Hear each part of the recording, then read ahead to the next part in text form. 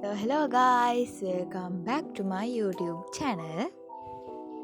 අද මම ඔයාලට චූටි වීඩියෝ එකක් අරන් එන්න හිතුවා. මම කොණ්ඩෙට කරන පොඩි ට්‍රීට්මන්ට් එකක් ගැන.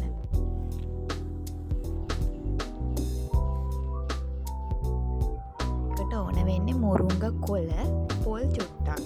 මුරුංග කොළ කියන්නේ කතර මුරුංග නෙමෙයි.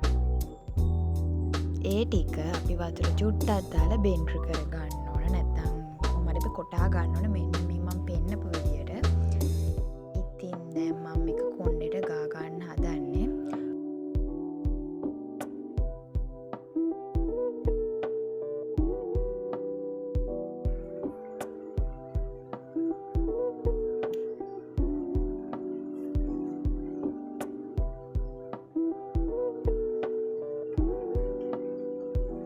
මං එළියට ආව ගෙය ඇතුලේ නම් මේක කරන්න බෑ.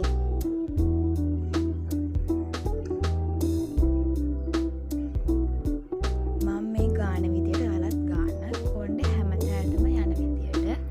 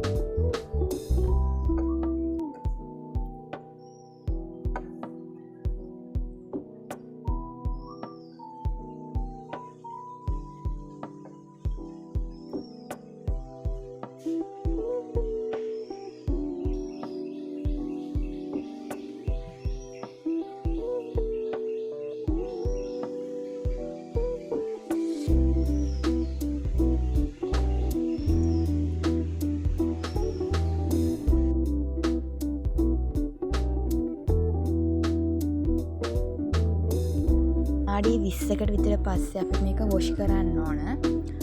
ඉතින් අපි වොෂ් එකක් දාගෙන යමු. ඔයාලට පේනවා ඇති මම කොණ්ඩේ වොෂ් කරගෙන ඇවිත් ඉන්නේ මේ.